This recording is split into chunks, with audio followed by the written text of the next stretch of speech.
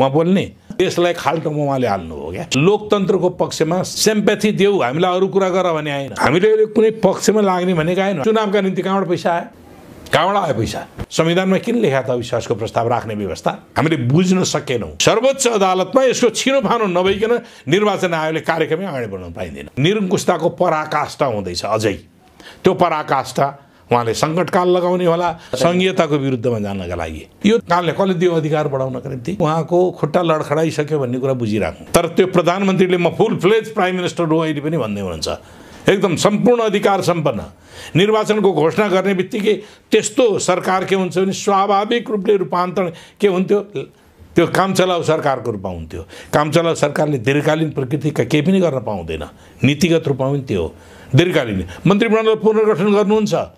यी अन्तर्राष्ट्रिय क्षेत्रमा एउटा नयाँ नीति लागू गरिएको छ। अन्तर्राष्ट्रिय उसबाट कृषि क्षेत्रमा विदेशी लगानी कुराहरू आइरहेको छ। के हुन्छ नेपाल? कता कुन दिशातिर जाँदैछ? द्वन्द्वका आधारहरू खडा गरिँदैछ। हिजोको द्वन्द्व एक किसिमले हामीले समाधान गरेका थियौँ, फेरि द्वन्द्वको आधारहरू खडा हुँदैछ। त्यस कारणले यो अहिले जुन किसिमले मुलुकलाई नै धरापमा पार्ने काम थालेको छ त्यति मात्रै होइन। यो एमसीसी लागू भयो र पूर्णतः लागू हुने स्थिति पैदा भयो भने नेपाल रणभूमि बन्छ। यो कुराहरू देख्नु भएको छ कि छैन? हामी त उहिलेदेखि भनिरहेका छौँ। यसरी विषयवस्तुहरू अहिले पेचिलो बन्दै आइराखेको बेला ओलीजीका कदमको वा ओलीजी नभनौँ सरकारका कदमको आम रूपमा आलोचना भइराखेको बेला सबै राजनीतिक दलहरूले एक मतले यसको विरोध गरिराखेको बेला भएको भए पनि तर संयुक्त आन्दोलनको स्थिति त बन्न सकेन।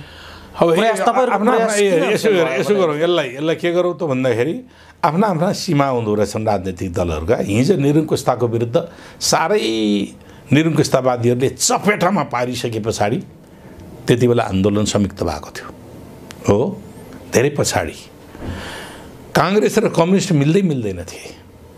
गिरिजाप्रसाद कोइरालाले भन्ने गर्थे माले मसाले मण्डले एउटै हुन् भनेर। कम्युनिस्टहरूसँग मोर्चाबन्दी गर्ने नीति थिएन। तर एकातिर निरङ्कुशता राजाले 47 सालको संविधान खाएर निरङ्कुश बन्न थाल्यो। माओवादी जनयुद्ध थियो। भारतीय विस्तारवादले नेपालको साम्प्रभुत्वमाथि हस्तक्षेप गरिरहेको थियो। त्यो बेलामा लोकतन्त्र हामीले 47 सालमा 46-47 सालमा गरेको आन्दोलनबाट प्राप्त अधिकारहरू पनि कुण्ठित हुन थालिसके पछाडि गिरिजाप्रसाद कोइराला नै हुन् माओवादीसँग सहमति गरेर युद्धमा रहेको माओवादीसँग सहमति गरेर निरङ्कुशताको विरुद्ध लडाइँ लड्नुपर्छ भनेर आए। 7 पार्टीको मोर्चा बनाएका थियौँ। 7 पार्टी प्लस माओवादी समेतको मोर्चा भएर निरङ्कुशताको विरुद्ध लडाइँ जितिएको थियो। त्यसकारणले दक्षिणपन्थी पार्टीहरू पनि के हो त भन्दाखेरि क्लाइमेक्समा नपुगिकन एउटा भित्तैमा नपुगिकन मोर्चाबन्दी गर्न आउँदैनन्। किन कम्युनिस्टहरूले खाइदिन्छन् भन्ने सोच्दो रहेछन्। अहिले यति बेला अब संविधान खारेज भइसक्यो त उदार लोकतन्त्र पनि त खारेज हुँदैछ। उदार लोकतन्त्रमाथि पनि त हस्तक्षेप हुँदैछ। यो संविधानलाई त संसारको उत्तम संविधान भनेको थियो नि त। त्यस कारणले यो संविधान गइसकेपछि पार्लियामेन्ट 2 वर्ष जिउँदो 2 वर्षको उसको आयु हुँदाहुँदै अहिले नै समाप्त गर्नुपर्ने औचित्यता के थियो?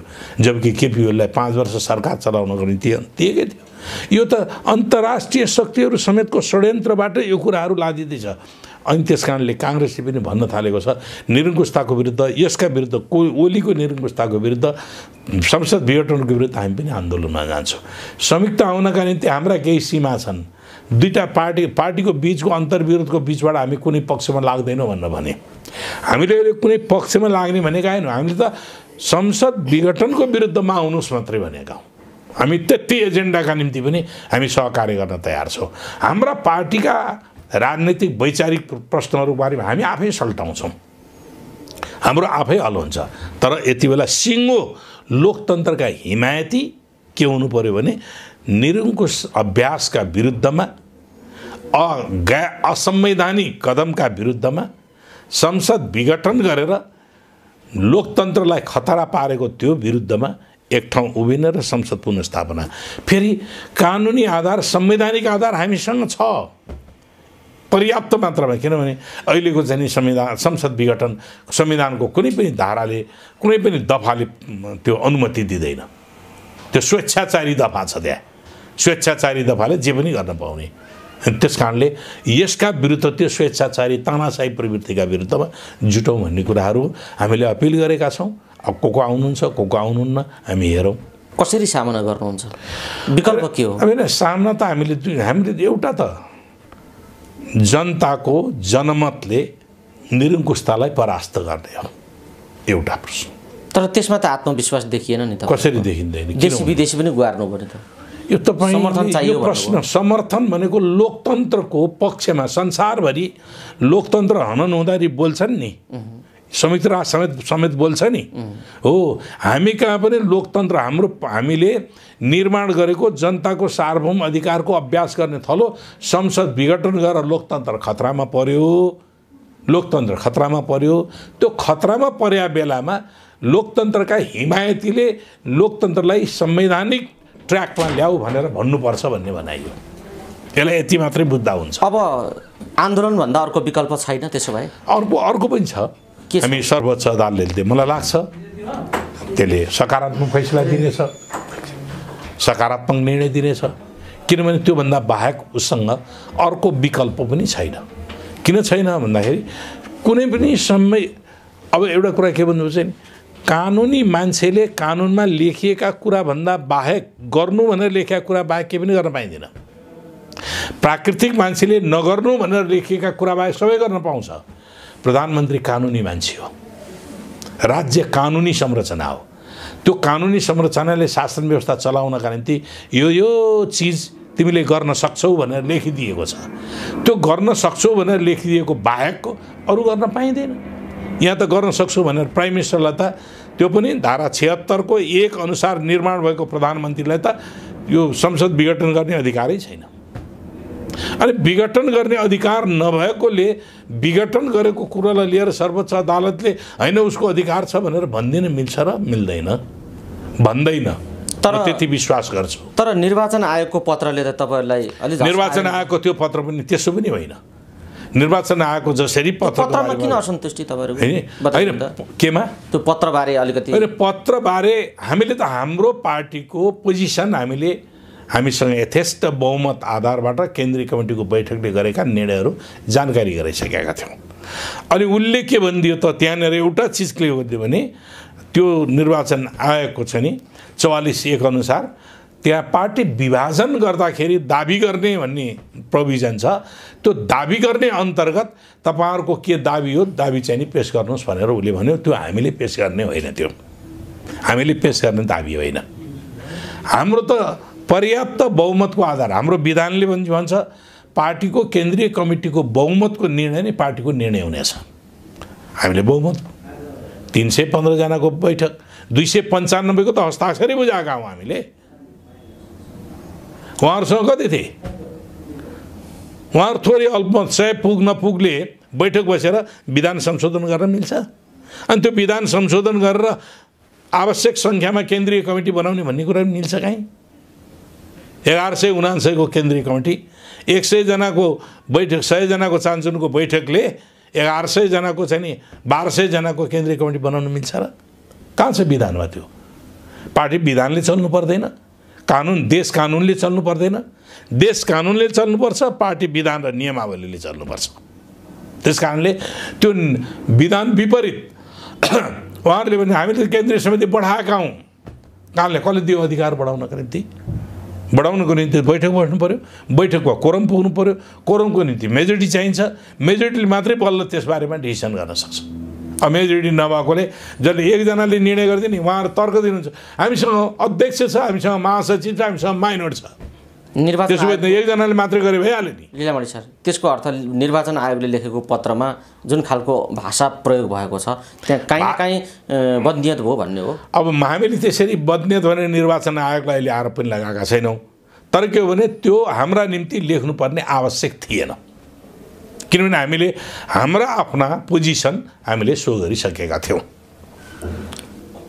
अर्कातर्फ केपी ओली विरोधाभासपूर्ण कुराकानी अहिले पनि गरिराख्नु भएको छ। उहाँ जे कदम उठाउनु भयो त्यसमा अगाडि बढ्ने आँट पनि नपुगेको हो कि जस्तो पनि देखिन्छ।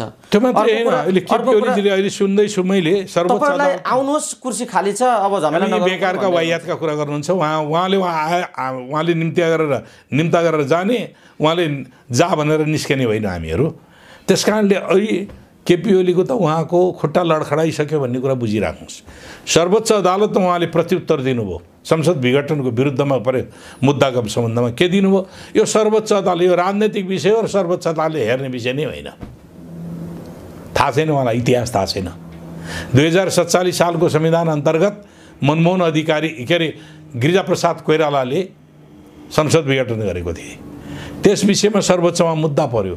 सर्वोच्चले गिरिजाप्रसाद कोइरालाको विघटन संविधानसँग छ, तत्कालीन संविधानको धारा 53(4) गिरिजाप्रसाद कोइरालालाई स्वतन्त्र ढङ्गले संसद विघटन गर्ने अधिकार दिएको थियो प्रधानमन्त्रीलाई। त्यही उसले पुनर्स्थापित गरे, त्यो के अरे पुनः वैधानिकता दिएको थियो। त्यसपछि मनमोहन अधिकारीले 2052 सालमा संसद विघटन गर्नुभएको थियो। त्यति बेला मनमोहन अधिकारीको अल्पमतको सरकार थियो। अल्पमतको सरकार भएको कारणले सर्वोच्चले के गर्थ्यो, त्यो विघटन गर्नु अगाडि नेपाली काङ्ग्रेसले आफ्नो समर्थन फिर्ता लिएर, अल्पमतको सरकारप्रतिको समर्थन फिर्ता लिएर अविश्वासको प्रस्तावको निम्ति संसद बोलाउन आह्वान गरिसकेको थियो। संसद बोलाउन आह्वान गरिसके पछाडि अनि संसद विघटन भएको थियो। उसले दुईटा तर्क दियो बेसी। यो अल्पमतको सरकार संसदलाई पहिलो प्राथमिकता दिनुपर्छ, अर्को सरकार बन्न सक्ने सम्भावना संसदमा छ भने सरकार बन्न दिनुपर्छ, एक। अर्को, विघटन गर्नु अगावै संसद बोलाइसकेको कारणले संसदले अग्राधिकार पाउनुपर्छ। अनि त्यस पछाडि मात्रै बल्ल त्यति बेला अर्को सरकार बन्न सकेन भने त्यति बेला मात्रै विघटन हुन सक्दछ। त्यो कुराहरू भएको थियो। तर पुनर्स्थापनाको गरिदियो ओलीजीले मनमोहनकै त्यो कार्यकाललाई अपव्याख्या गर्दै उहाँको कार्यकालको व्याख्या गर्दै हुन्छ। अहिले त्यो व्याख्या गर्दै हुनुहुन्छ उहाँले मनमोहनले त संविधान टेक्या छन्। यो अधिकार अन्तर्गत मैले प्रयोग गरेको भन्यो, सर्वोच्चले त्यसलाई व्याख्या गरिदियो। के व्याख्या गरिदियो त? सरकार बन्न सक्ने सम्भावना पनि छ, त्यसकारणले संसद बस्न पाउनुपर्छ। संसद बोलाइसकेको थियो, बोलाइसकेको बेलामा संसदलाई अग्राधिकार दिनुपर्छ भनेर गरिदियो। अनि केपी ओलीको के छ अग्राधिकार?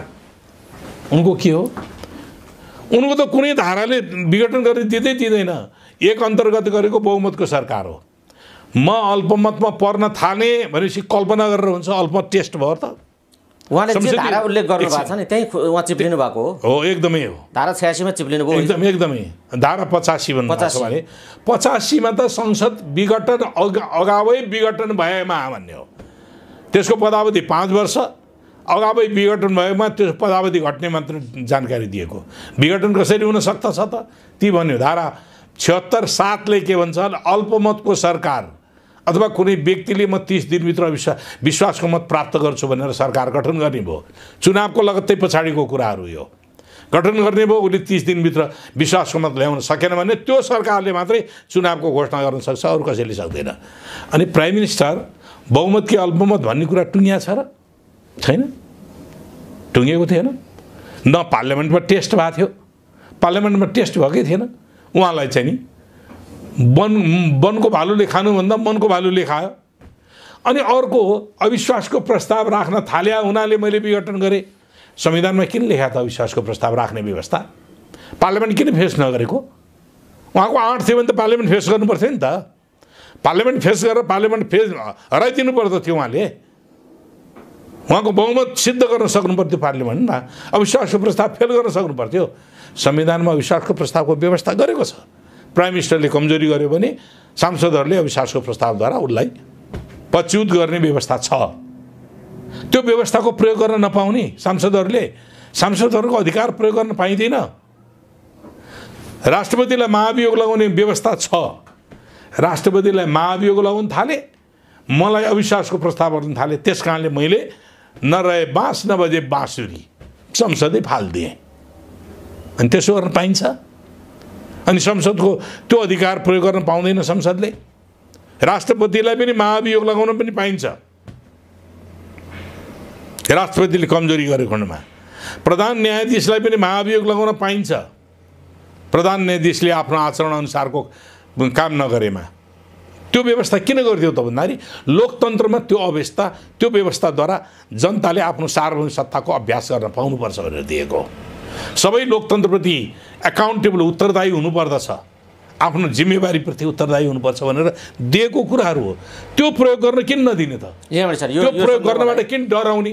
ठिक छ, उहाँ डराउनु भयो, उहाँले यो दुर्घटना निम्त्याउनु भयो, यो विगतको एउटा श्रृङ्खला भन्दा पनि अब हुने घटनाक्रमतिर अलिकति केन्द्रित रहेर कुराकानी गर्नु उपयुक्त हुनेछ।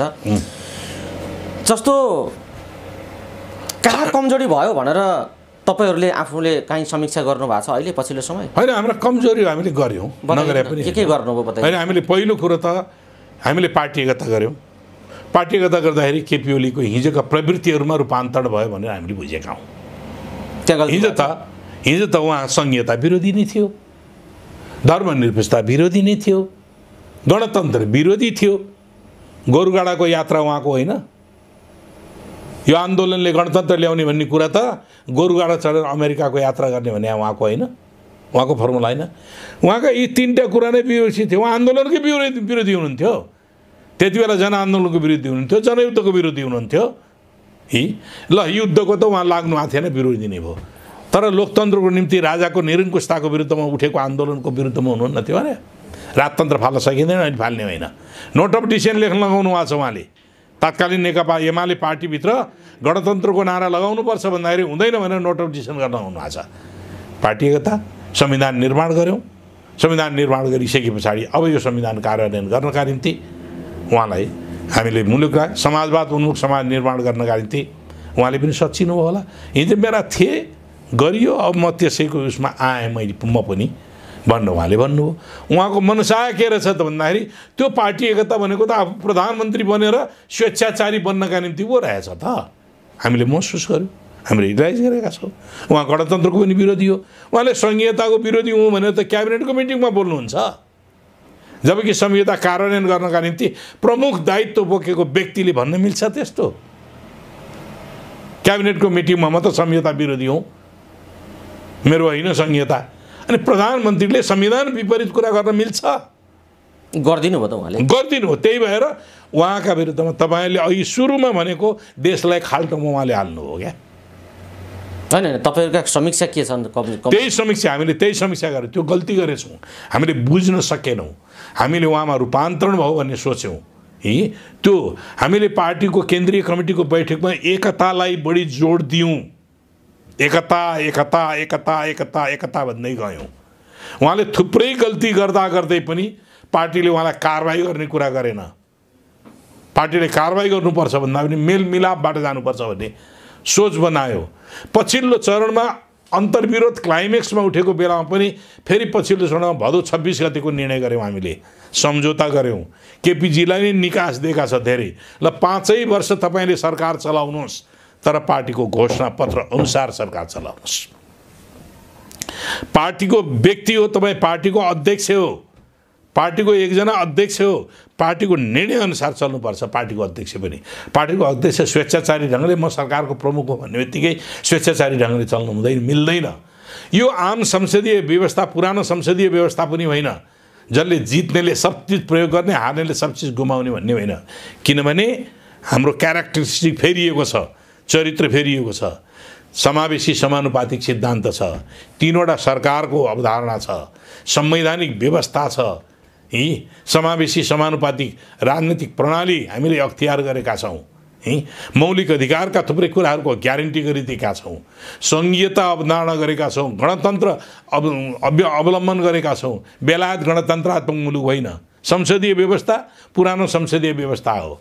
त्यस कारणले गर्दाखेरि त्यो आम संसदीय व्यवस्थाको रूपमा पनि होइन, यो नयाँ ढङ्गले हामीले सरकार र पार्टीको बीचको समन्वय गरेर सञ्चालन गर्ने, पार्टीले सरकारलाई निर्देशन गर्ने, सरकारले कार्यकारी भूमिकामा बसेर मुलुकको समृद्धिका सम्बन्धमा कार्ययोजना बनाएर लागू गर्ने। पार्टीले घोषणापत्र दिएको छ, त्यो घोषणापत्रको आधारबाट हामीले सरकार सञ्चालन गर्ने अवसर प्राप्त गर्यौँ भने यो घोषणापत्रको आधारबाट आर्थिक सामाजिक सांस्कृतिक रूपान्तरण गर्नेछौँ भनेर कबुल गरेका छौँ। हामीलाई झन्डै 2/3 बहुमत थियो, के पुगेको थिएन। कानुन बनाउनको निम्ति यथेष्ट बहुमत थियो, कुनै पनि नीति योजना ल्याउनको निम्ति यथेष्ट बहुमत थियो। निर्विवादित राष्ट्रिय हितका बारेमा गर्नुपर्ने थियो। अहितका बारेमा एमसीसीको पछाडि कुद्न थाल्नुभयो, अहितको कुरा गर्न थाल्नुभयो। त्यस कारणले हामीलाई लाग्यो निश्चय पनि उहाँले बेठिक ढङ्गले गरिराख्नु भएको छ। भ्रष्टाचारमा सरकार चुल्लुमा डुब्यो।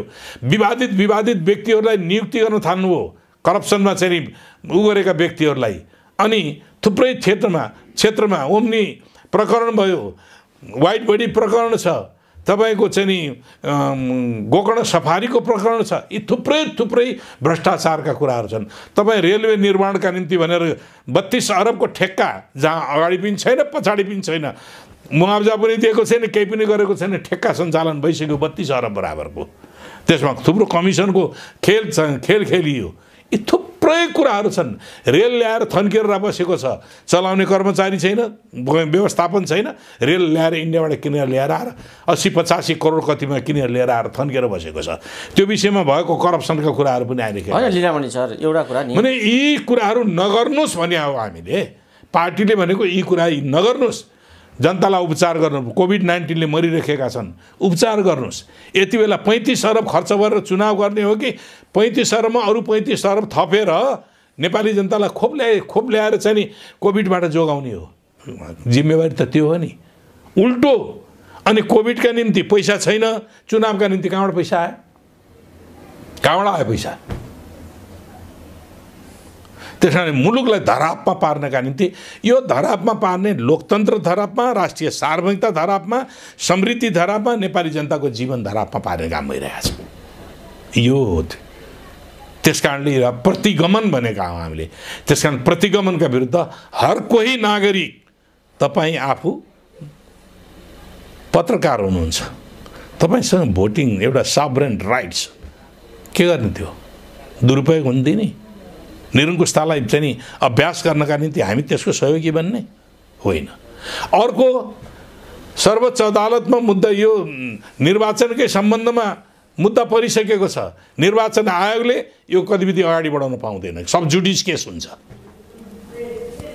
सर्वोच्च अदालतमा यसको छिनोफानो नभइकन निर्वाचन आयोगले कार्यक्रमै अगाडि बढाउन पाइँदैन। ठिक छ, यसको विरुद्धमा, प्रतिगमनको विरुद्धमा तपाईँहरू आन्दोलनमा हुनुहुन्छ, अरू दलहरू आन्दोलनमा छन्। त्यो आन्दोलनका सकारात्मक र नकारात्मक पक्षबारे समीक्षा गर्नुभएको छ? ओलीजी त सङ्कटकाल लाउने अरे भन्ने हल्ला छ। सुन्दैछु, त्यो भनेको सङ्कटकाल लगाएर देशलाई अरू धरापमा लैजाने, अरू द्वन्द्वमा फसाउने। तपाईँहरू जब आन्दोलनमा उत्तेजित ढङ्गले आउनुहुन्छ त्यस पछाडि त्यसैले त आन्दोलन गर्ने त राइट हुन्छ भन्ने कुरा, मौलिक अधिकार। नेपालमा राजनैतिक तपाईँहरूले आन्दोलन गर्ने अधिकार हो, शान्तिपूर्ण तरिकाले तपाईँले आन्दोलन गर्ने अधिकार छ। उहाँले भन्नुभएको छ, धम्क्याउनुहुन्छ, तर्स्याउनुहुन्छ, अदालतलाई तर्स्याउनुहुन्छ, निर्वाचन आयोगलाई तर्स्याउनुहुन्छ। अदालतले हामीलाई दिनुपर्छ भन्न पाइन्छ? कार्यकारीले भन्न पाइन्छ? त्यो भन्न पाइन्न। अदालतको काम कार्यक्षेत्रभित्रको हस्तक्षेप भयो। सब जुडिस केसमाथि कार्यकारीले बोल्न पाइन्न, नागरिकले बोल्न पाउँछ, बरु कार्यकारीले बोल्न पाउँदैन। उहाँ बोल्ने, अदालत दबाब दिने, निर्वाचन आयोगलाई दबाब दिने, दबाब दिएर चाहिँ नि अनि आफ्नो अनुकूलतामा फेर्न सकिन्छ भनेर बल प्रयोग गर्ने, त्यो कुरा गर्न पाइँदैन हो। त्यस कारणले उहाँको निरङ्कुशताको पराकाष्ठा हुँदैछ अझै। त्यो पराकाष्ठा उहाँले सङ्कटकाल लगाउने होला, उहाँले अध्यादेश जारी गर्ने होला, दल विभाजन गर्नका निम्ति अर्को हुनसक्छ। अध्यादेश ल्याउनु भयो त, विरोध गर्दा गर्दै पनि ल्याउनु भएको थियो। अनि यही के अरे संवैधानिक आयोगका पदाधिकारी नियुक्ति गर्ने फर्काएको होइन, त्यो अध्यादेश फर्काएको होइन। वैशाख 8 गते जारी गरेको अध्यादेश 12 गते फिर्ता गरेको होइन। फिर्ता गरेको फेरि किन ल्याउनु भयो उहाँले? उहाँ षड्यन्त्र भएकोहरूको केही पनि देख्नुहुन्न। हामीले त्यही चिन्न सकेनौँ, पहिचान गर्न सकेनौँ। त्यहाँनिर हामीलाई गल्ती पश्चाताप भएको छ। हामी कुराकानीको अन्तिम चरणमा छौँ। जाँदा जाँदै दुईवटा कुरा बताइदिनुहोस्। भन्नुहोस्। प्रचण्ड माधवजीहरूको जुन अहिले समीकरण छ, यो समीकरणमा पनि किचलो पैदा भएको छ भन्ने हल्ला गर्छन्, बाहिर हल्ला गर्छन्। त्यस्तो बाहिरको हल्ला, म त्यसै पार्टीमा छु, मलाई थाहा छैन किचलो भएको। त्यस्तो थाहा छैन तपाईँलाई? जाँदा जाँदै जनतालाई के भन्न चाहनुहुन्छ? होइन, जनताहरू यति बेला लोकतन्त्रको रक्षाका निम्ति पहिलो काम सम्पूर्ण देशको शासन व्यवस्थालाई व्यवस्थित गर्नका निम्ति तपाईँहरू लोकतन्त्रका निम्ति चिन्तित हुने आम नेपाली नागरिक यो संविधान विपरीत जो संसद विघटन गरेर नेपाली जनताको सार्वभौमिकताको अभ्यास गर्ने थलोलाई तिनी धाराशाही पारेको छ, त्यसको विरुद्धमा उभिनुहोस्, यसलाई पुनर्स्थापना गरौँ।